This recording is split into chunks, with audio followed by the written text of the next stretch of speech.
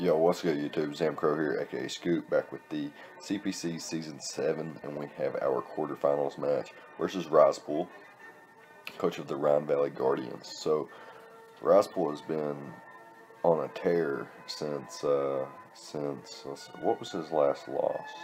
I don't know if it was actually against us in week number 5, I think, or yeah, I'm not real sure, but regardless, Risepool had been on a 5-game win streak, so he won his last 5 games. So yeah, after he suffered defeat at our hands, he has not lost since. He's been on a 5-game win streak. He won week 6, 7, 8, 9, and 10, and he clinched a playoff position at even a better record than we had, sitting at 7-3, and I think that actually put him at the 3rd or 4th best ranking, depending on differential. So yeah, very cool there. We played him earlier in the season. He had one change, I believe. Well, he's had a couple different changes. First time we played, he had Keldeo, he had Toxapex, he did not have Suicune. Now he has Suicune, and he doesn't have Keldeo anymore. But nonetheless, still a very scary squad, as you see on screen. He's got the Mew, Suicune, Mega Medicham, Cobalion, Talonflame, Superior, Nihilego, Tyranitar, Stunfisk, and the Escavalier. So very scary squad. We got some low tier gems there in Stunfisk and Escavalier and Talonflame, and then some very, very powerful top tier mons such as Mew, Suicune, Mega Medicham, Cobalion, and then he's got those 3 mid tier Pokemon that can put in the absolute work too in Cobalion, Nihilego, and Tyranitar. His Z-move options are the Mew and Talonflame. Again, for some reason I always put Talonflames whenever it comes to Z-move users. It's Mew and Talonflame though. Our squad hasn't changed all season. We've got Clefable, Mamoswine, Greninja, Azumarill, Bronzong, Snorlax, Emboar, Rotom Ghost, Tornadus Incarnate, Oricorio all forms, and Mega Sceptile, where our Z-move users are Emboar and Tornadus Therian. So last time we played, we were able to catch him off guard with Oricorio. Oricorio, I don't think it was its debut in that match, but we definitely caught Risepool off guard, being able to infinitely wall a Ice Punch or Thunder Punch-less Mega Medicham with our Pau set, the Psychic Flying type. This time we're actually not even bringing our Oricorio. Reason being, bringing it last time, he had Toxapex, he had Fighting Spam. He still does have Fighting Spam, but Cobalion is a lot, just Mega Medicham and Cobalion alone are a lot easier to deal with than having all 3 plus Keldeo. It was very problematic last time, not as problematic this time, and I felt, he would be better prepared for Oricorio. It would drop 2-hit KO'd by Ice Punch by Mega Medicham anyway, and this time being prepared for that, I'm sure he's bringing Ice Punch on Mega Medicham if he decides to bring Mega Medicham. So looking at a squad and things that I took away from last match, this time I know he's bringing Mega Medicham, I know he's bringing Suicune, I know he's bringing Mew, and I know he's bringing Talonflame. And then the rest are optional. Those 4 mons are almost a given. I think Tyranitar, or it's really tough to say. Tyranitar or Nihilego could come as a potential Choice Scarf user. I don't necessarily think it would be the Tyranitar, because I can outpace, a Choice Scarf Tyranitar with things like Greninja and Mega Sceptile, so I don't necessarily expect he would bring that.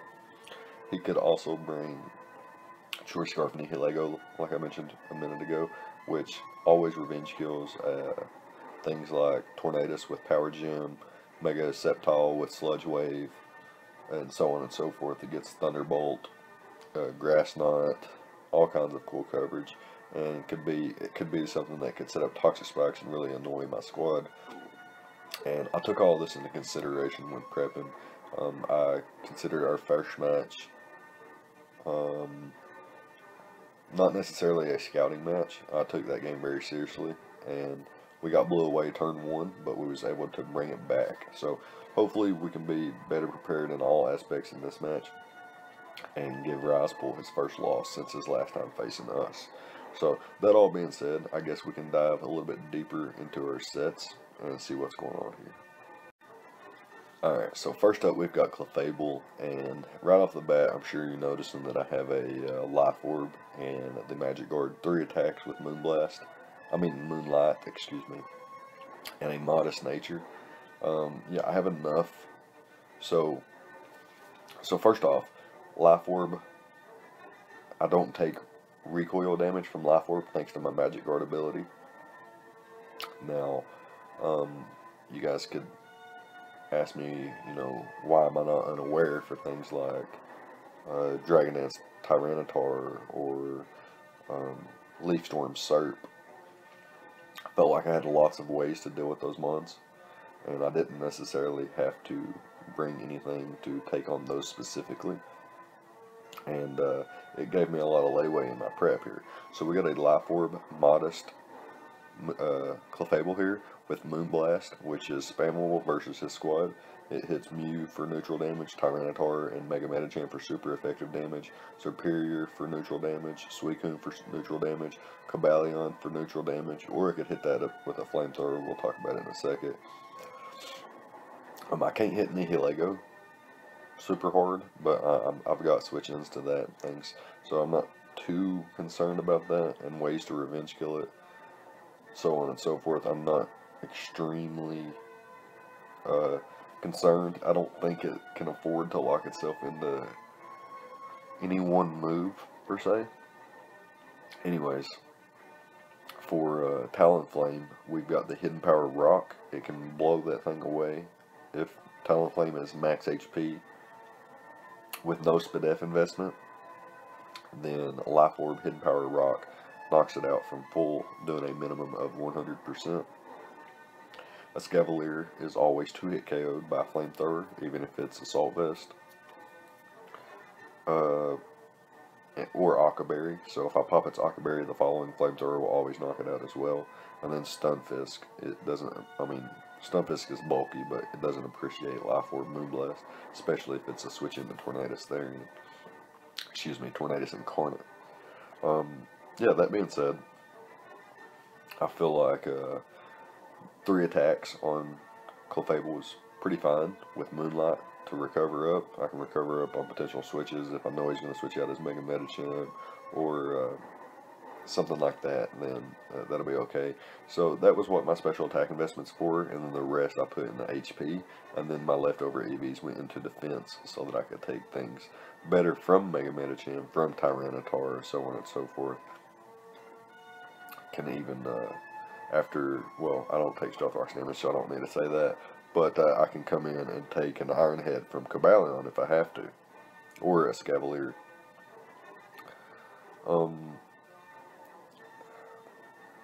I suppose that's about it in terms of what it can do, but now I need to talk a little bit about, how this can be effective in this matchup. So, later on we'll get into Bronzong, and Bronzong is a Trick Room variant, and if I can weaken his team enough, and then get up a Trick Room with Bronzong and bring in Clefable to do the cleanup work, then Clefable could end up sweeping in the late game, and that would be a pretty cool thing to see. So if he had like, hear me out, if I had Stealth Rocks up, and I have, his team consists of, say, Mega Medicham, Cobalion, Talonflame, and he had a weakened Mew left. So that's 4 mons, and that's being lenient. And I'm able to get up a Trick Room with my Bronzong as he knocks me out.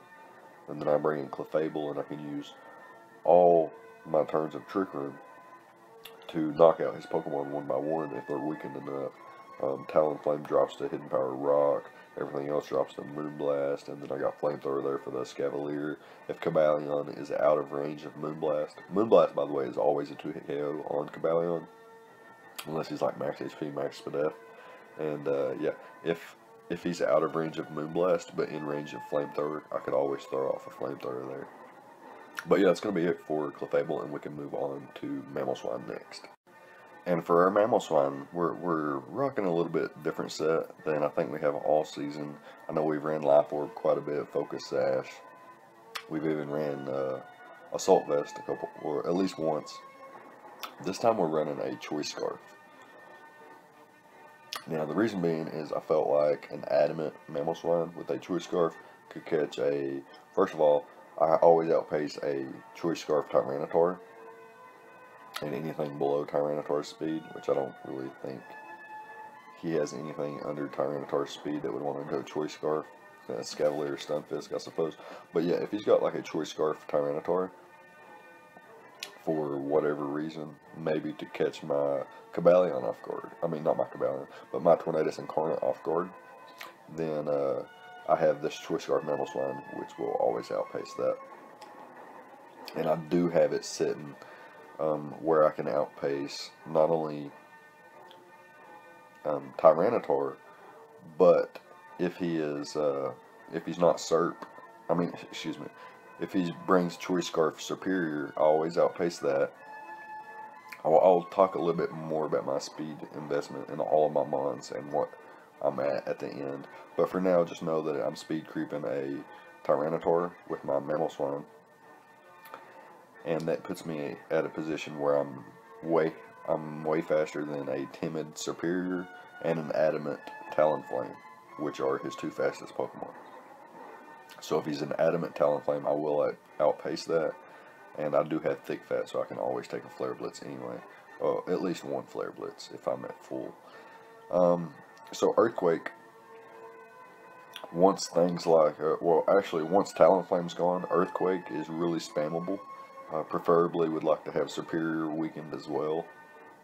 And have Stealth Rocks up. I do have Spikes on Greninja as well. So if I have Spikes and Stealth Rock up, then, and a weakened Talonflame, or a Talonflame just gone or doesn't even come to the match, then I will be in a position where I can freely spam Choice Scarf Earthquake and let my hazard damage plus my Earthquake damage, really, it would tear down Serp and Suicune as well.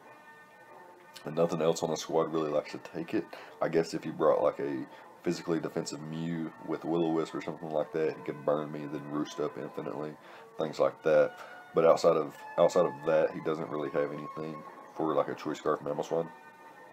Like I mentioned, Suicune's bulky enough to take Earthquake after Earthquake as well.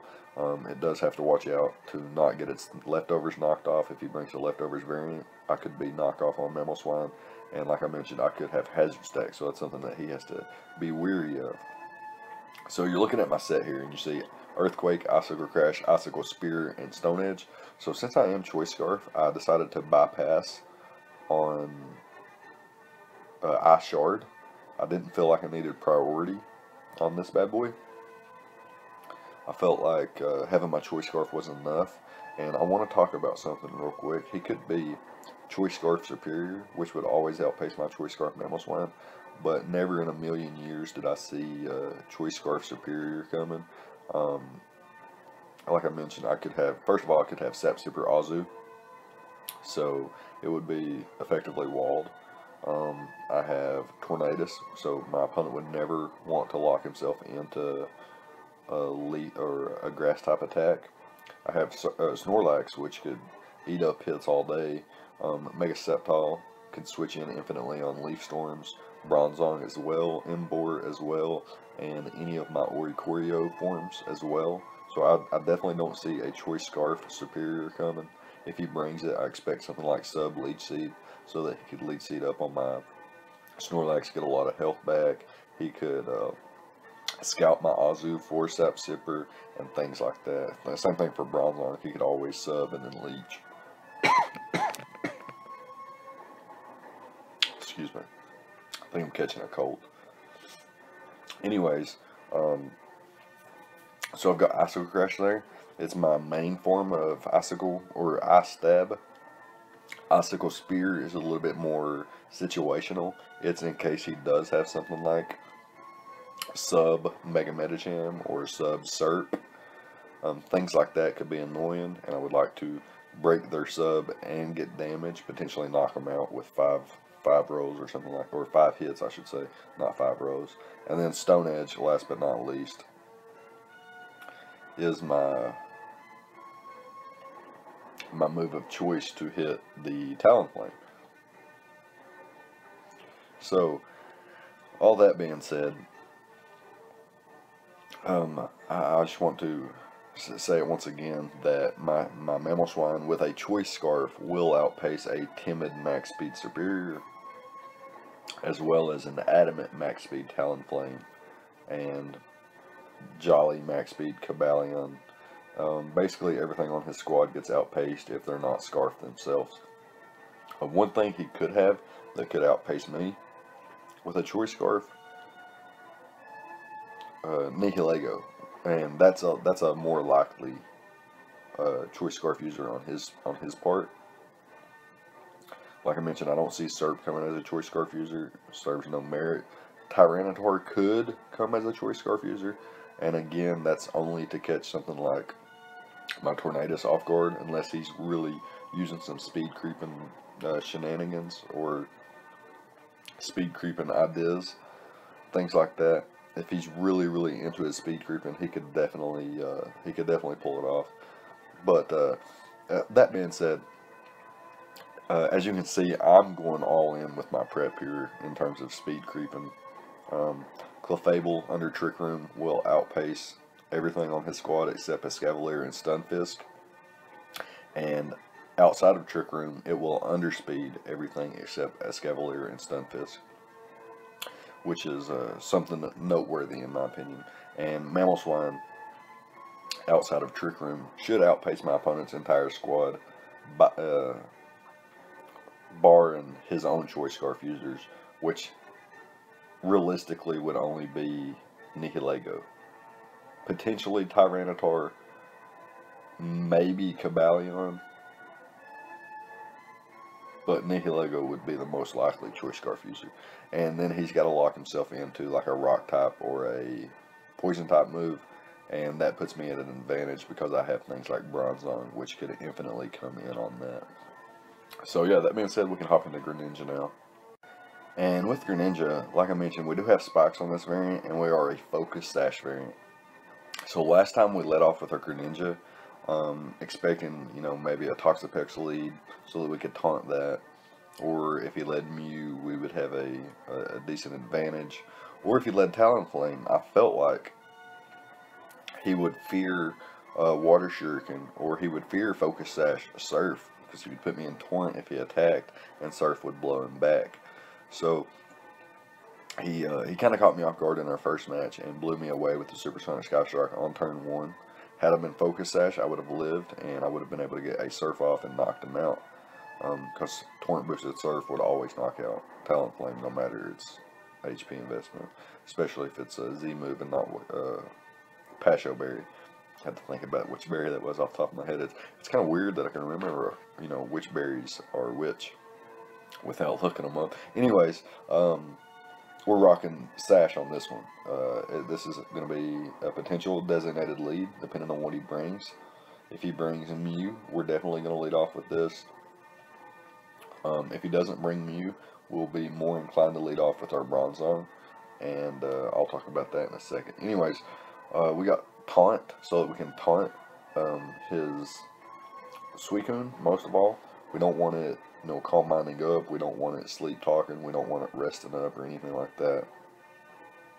And we could potentially taunt something like Mew, prevent it from setting Stealth Rocks, Tyranitar from setting Stealth Rocks, Serp from setting up a sub if it's in a position to get problematic because I don't have a way to hit it super effectively, and it's a bulky Serp.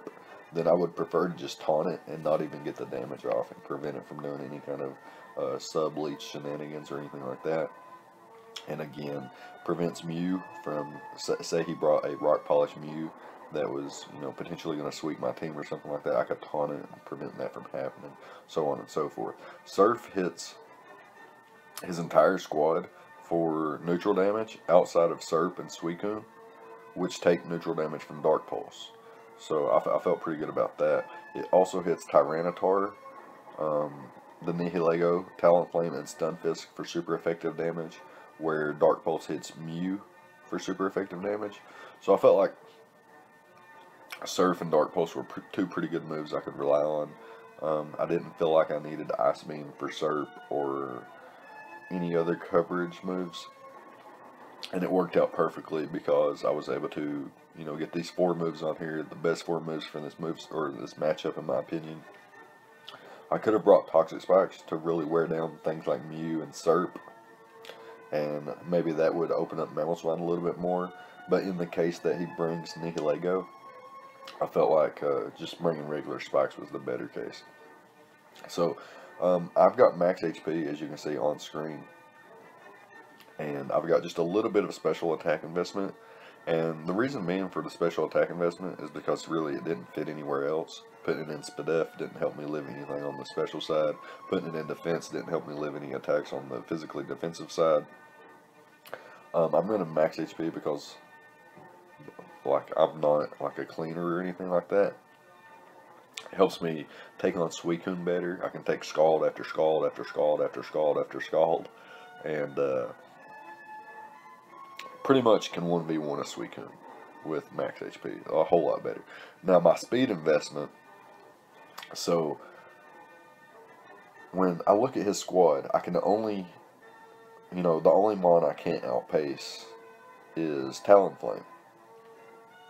But at the same time, I want to be able to outpace a Choice Scarf Tyranitar.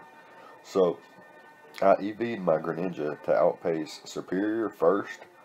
Then I looked at his team a little bit more in depth and realized that I could outpace a Choice Scarf Tyranitar as well. And noticed that if my Mamoswine was able to outpace something, then my Greninja would be outpacing it too. So my Greninja is as fast as my Choice Scarf Mamoswine, meaning if he runs an Adamant Talonflame, I will outpace that. If he runs a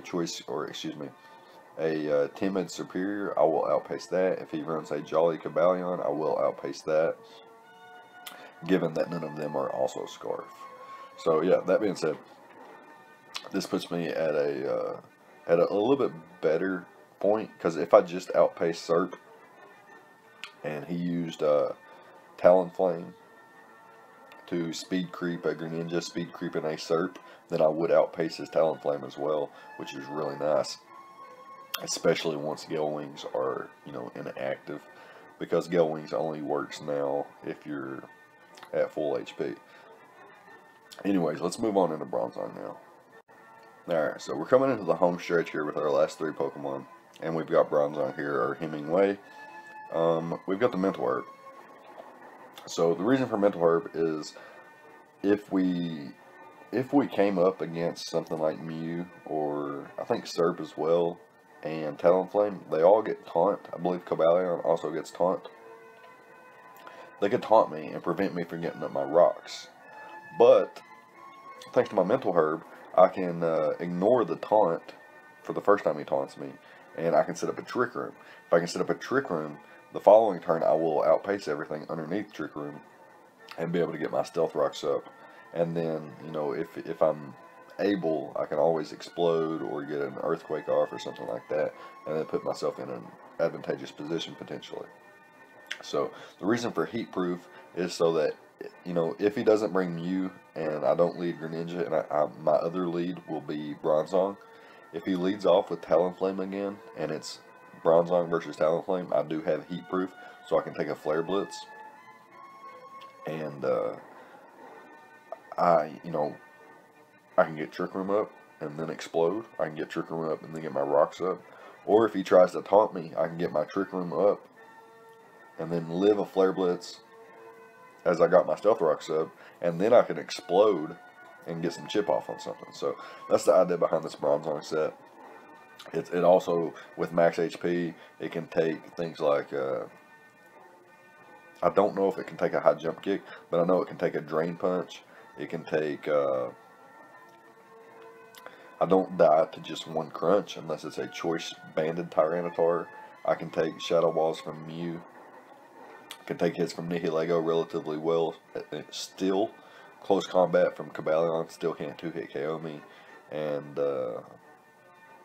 like if he does bring the Stun Fist, Earth Power doesn't come close to 2-hit KO either, just because of Bronzong's naturally bulky, Spadef, and defense even. So if you didn't know, Bronzong has base 116 defense and Spadef.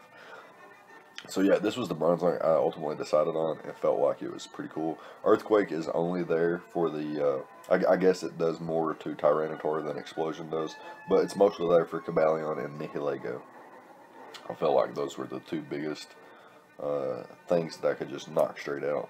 And then Explosion could be some nice chip on something like Mega Medicham or Mew, Superior, or even the Talonflame. But yeah, now we can go ahead and jump into Gypsy or Tornadus Incarnate. Alright, so for this mon, we've got a Timid Nature.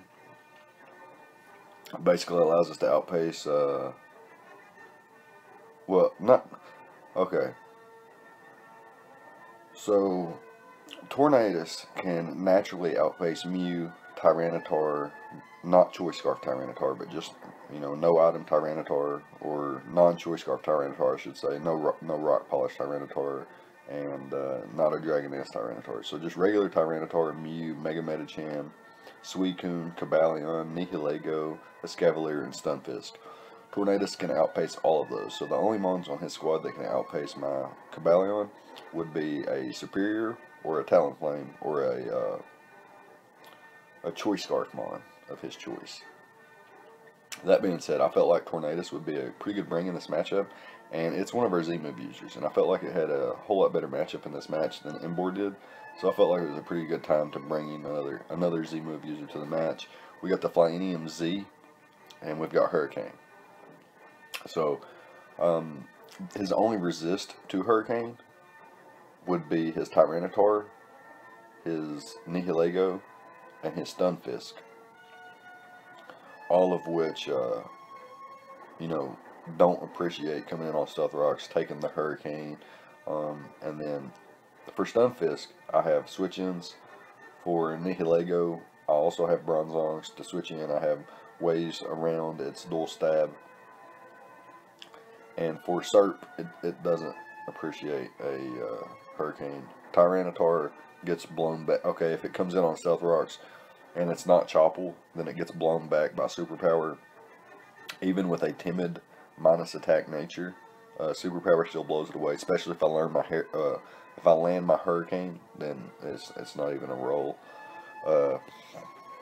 So I have Taunt on here. Taunt allows me again to taunt Mew, taunt Tyranitar, Serp even if I don't want to play around with subs on my Hurricanes and things like that. I can prevent Cobalion from getting rocks up. I can taunt Talonflame, and thanks to my Prankster ability, I will always outpace that. Excuse me. I will always outpace a Talonflame with taunt. I can prevent it from roosting. I can prevent it from bulking up or swords dancing or anything like that. And for things like Stunfisk, I can prevent it from just getting rocks up or clicking Pain Split or anything like that. If you did not know, Stunfisk gets Pain Split. I'm a big fan of Stunfisk myself. Anyways, you're looking at my speed, I'm sure, and wondering why I'm running so much speed. Because it doesn't necessarily speed creep anything. Well, that's where you're just a little bit wrong. So, Cobalion, first of all, Cobalion is his fastest mon that I can speed creep. And I felt like if I was speed creeping Cobalion, his Serp would only speed creep my Tornadus, speed creeping his Cobalion. That being said, the first thing I did was gave myself a few more speed EVs, but then again I noticed Adamant Talonflame sets at 251, or 351, excuse me. So I can just put my Tornadus at 352. If he decides to run Adamant Talonflame, thinking that he can outpace my entire squad based on my speed creeps, then I will be able to outpace that with my Tornadus, and I can knock him out with a Hurricane after Stealth Rocks. But at the same time, I guess it kind of it's kind of situational, and something I can scout for during the match. But again, I've got the Prankster Defog, so if he is able to get up Toxic Spikes with his Nihilego or Stealth Rocks with his Tyranitar, Mew, Cobalion, whatever he's able to get Stealth Rocks up with, I can always defog those away. And it will always go first thanks to my Prankster ability. Again, same for Taunt, it will always go first thanks to my Prankster ability. if I'm matched up against something that's super threatening versus my squad, such as Mega Medicham, Mew, or Talonflame, something of those sorts, even the Suicune to an extent, I won't risk Hurricane. I'll just go straight for the Supersonic Sky Strike. And if he decides not to bring the Tyranitar, I suppose Superpower is a bit useless, but I guess it's okay for chip off on something like Nihilego if he decides to bring it. I do expect either Tyranitar or Nihilego to come. One of them. I don't know which, but definitely one of them. But yeah, that's going to be the speed creeps there and my Tornado set. So we can hop into our last mon. Last but not least, the Mega Sceptile. Alright, so our last Pokemon, we're bringing our Mega Sceptile once again. And we're rocking a sub Giga Drain Dragon Pulse Hidden Power Fire variant. Just 3 attacks. I felt like its speed tier was really good in this matchup. Again, setting at the same speed as Greninja and our Choice Scarf Mamoswine, with the Choice Scarf boost, of course. We're sitting at 366 speed. This allows us to outpace Choice Scarf Tyranitar, Adamant Talonflame, and the rest of the squad. That's not, Choice Scarf. So, that being said, really good speed tier, like I mentioned, and able to, like, Giga Drain versus Suicune is great. Dragon Pulse versus the majority of the squad is great. He didn't have a fairy on the squad, so I felt like, Dragon Pulse was fantastic. Modest Dragon Pulse from a Mega Sceptile with base 145 special attack is just a nuke. I wish it had Draco, Leaf Storm, and Contrary. Nah. Anyways, Hidden Power Fire is there for the Cobalion and the Escavalier, both of which can take on my Dual Stab pretty effectively. And again, I got the sub there, so I'm not easily revenge killed by something like Talonflame with its Gale Wings intact, or something like a Mega Medicham's Fake Out, or even like a Choice Scarf Nihilego or Choice Scarf Cobalion would always have to come in, attack me first, and I would be able to get my damage off on them as well, and then switch accordingly if need be. Anyways, I said I was going to talk about all my speed tiers once I got finished, and I'm going to do that. So again, Clefable and Bronzong don't need to be fast. They're there to, more of a defensive role. Bronzong's there to get up Stealth Rocks, go boom, set up a Trick Room for Clefable in the late game, potentially, depending on what he brings. My leads can differ between Greninja and Bronzong. Speaking of Greninja, again, Choice Scarf Mamoswine sets at 366 speed, Greninja sets at 366 speed, and Mega Sceptile sets at 366 speed. So, if he brings an Adamant Talonflame, all 3 of my Pokemon will outpace his Talonflame, and pretty much Surp 2 and any non-Choice Scarf mons. So I felt like that was fantastic. All 3 of those Pokemon also outpace a Choice Scarf Tyranitar as well. So yeah, that's going to be it for the speed tier. That's going to be it for the prep. Let me know what you guys think, and we're going to go ahead and hop into the replay and see what actually happened in the battle. Alright, so here we are with the replay. Huge game here versus Risepool. He's a fantastic battler, one of the best battlers in the CPC, in my opinion. I know I said that, last week versus Blitz, and I truly mean that about Blitz and Risepool. Probably the 2 best. Anyways, he decides to bring his Superior, Suicune, Nihilego, Mega Medicham, Talonflame, and the Cobalion. So no Tyranitar, no Escavalier, no Stunfisk. Opens up holes for things like Mega Sceptile pretty well. Not seeing the Escavalier. And he didn't bring his Mew. And that's the first thing I noticed, was he didn't bring Mew. I felt that was pretty crazy. I know he loves Mew, and I know he loves Suicune, so those were the 2 I felt like he was guaranteed to bring. And again, like I said, Mega Medicham and the Talonflame, and I felt like Superior could come. And those were the 5 that I thought, would definitely come, but he didn't bring the Mew. Instead opts for Nihilego and his Cobalion. So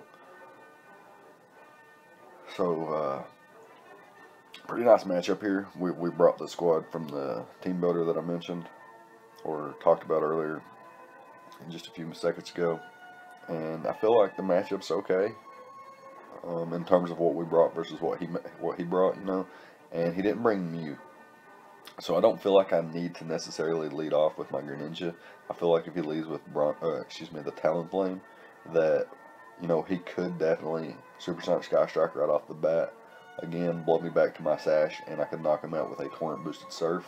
But at the same time, I really want to save Greninja for the later game, wherever, you know, Suicune may be. So I'm going to lead off with my Bronzong. We're going to see off what he leads with here. His two potential Stealth Rockers in this match are his Nihilego and Cobalion. And I felt like I could Trick Room up on both of those and then go from there. But he actually leads off with his Mega Medicham. Thanks to my Mental Herb, I can bypass Taunt on Cobalion and set up my Trick Room. But he leads off with his Mega Medicham, and I'm going to want to do the same thing here anyway, is set up my Trick Room first so that he can't just 2-hit KO me with something like Drain Punch. So I go for the Trick Room here. As he goes for the Drain Punch, he's able to get some big damage off on me, but now he's kind of forced to switch out. He doesn't want to take Gyro Ball damage, he doesn't want to take a Zen Headbutt, he doesn't want to take an Explosion. But thanks to his very quick switch out there, I'm able to get my rocks up and keep my Bronzong as well. And I could click Earthquake here for extra damage, but what I'm going to do is switch into my Clefable. I did not expect a Steel type move versus my Bronzong, and I know I can take one with Clefable once I'm in, because of my HP and a little bit of defense investment that I have. So here he goes for the Magnet Rise. So he would have took Earthquake damage, but he would have Magnet Rise on the following turn, and I'm able to go into Clefable here and get some nice Moonblast damage off versus the Cobalion. Does over half. He gets leftovers back, puts him above half, but I can still knock him out here, and he decides to go into his Nihilego. I didn't want to risk it there. I felt like this was a very likely possibility, and that I could have went into my Greninja. But at the same time, had he Iron Headed again, my Greninja's sash would have been broken for basically no reason. And I guess at the same time, though, had he just Iron Headed there, then I would have, you know, knocked him out, and he wouldn't have got an Iron Head off anyway. Basically, this saves him the most amount of mons, and he's able to bring in his Nihilego, forces me out into my Mamoswine here as he sets up his Stealth Rocks. So he's able to get up his rocks here, and that was very interesting to me. I felt like he would for sure attack, as I could have had Thunder Wave, and I would have paralyzed him. And this is one of the mons that I thought could be one of his potential choice scarfers. This, Cobalion, and the Tyranitar was his 3 potential choice scarf users versus my squad, I felt like. And he goes for Stealth Rocks. So now I'm debating whether or not he is choice scarf.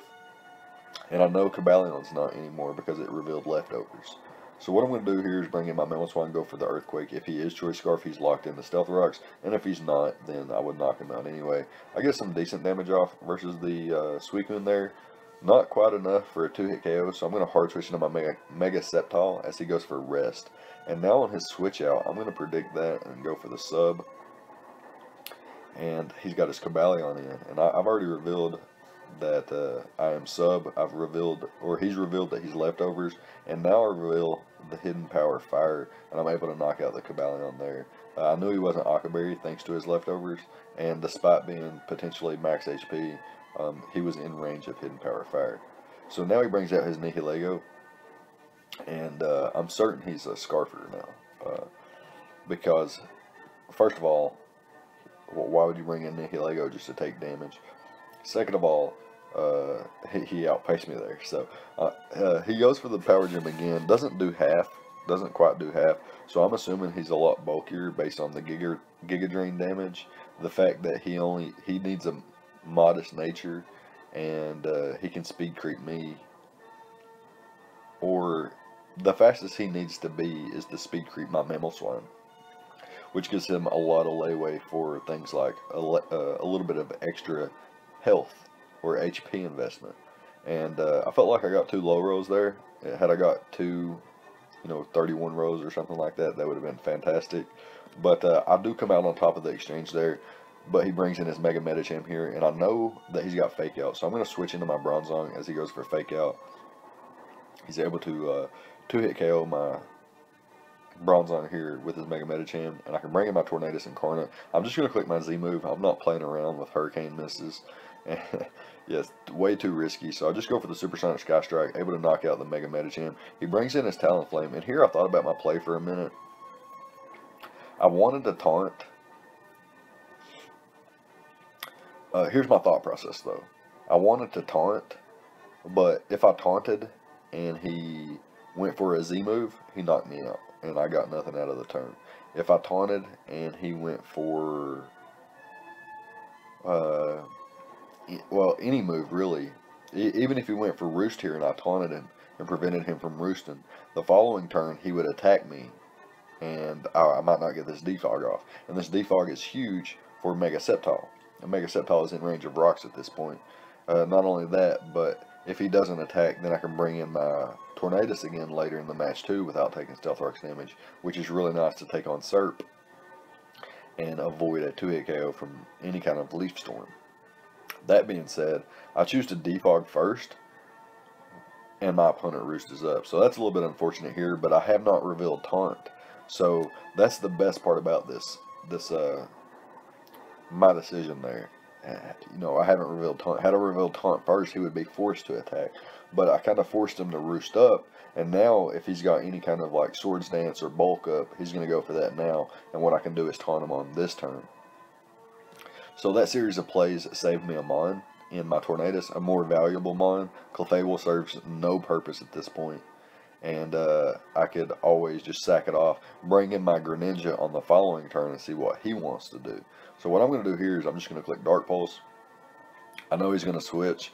The goal wasn't to knock out Talonflame on that turn. It was to break its Gale Wings. You know, if it's got full max HP, it does not have Gale Wings intact.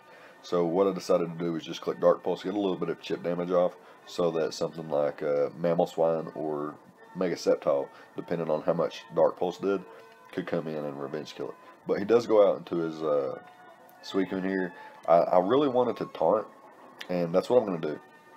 I've revealed Taunt now on 2 Mons, and he goes back into his Suicune not wanting to take a Surf here. I'm getting a little bit of chip damage here. What I can do is spike up. I didn't expect him to click Sleep Talk because I revealed Taunt already. But he does go for Sleep Talk, and he gets the Scald, and he gets the Burn, which is really, really unfortunate for me. But again, I can just taunt him here, prevents him from Sleep Talking on this turn, and I can set up another layer of Spike.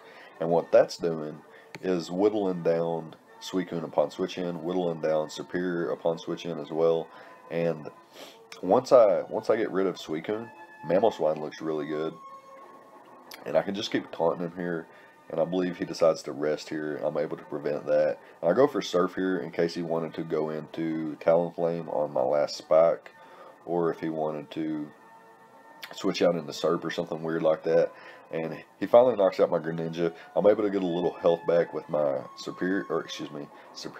my Mega Sceptile. You know, picked up, what, 3 kills. Finally drops to the Talonflame, and I'm able to catch his Talonflame off guard with Mamoswine. And this looks like he was potentially an adamant Talonflame. So, yeah, it looks like he was an adamant Talonflame as he, or just my Mamoswine was able to outpace him. His Gale Wings did break after he took a little bit of recoil. He was no longer at full health, so his Gale Wings was no longer active. So he does drop to the Stone Edge here, and now it's Mamoswine versus Serp. I go for my Stone Edge here. Reason being is I don't need to switch out because Stone Edge damage doesn't really matter. Like so if I land my Stone Edge, then I get some chip, but it doesn't matter if I miss. If he knocks me out with Leaf Storm, then I can go into my Tornadus on the following turn and knock him out because I'm at 76%, I believe, which would allow me to take a +2 Leaf Storm, or really a +2 anything he wants to go for outside of maybe like a super effective move, like say he had Hidden Power Electric or Hidden Power Rock. I don't think he could fit that on the squad or on his set. Perhaps Leaf Storm, Synthesis. He does reveal Synthesis in just a second. Leaf Storm, Synthesis, maybe Dragon Pulse for my Serp, and then he has to, you know, have a way to hit Bronzong as well.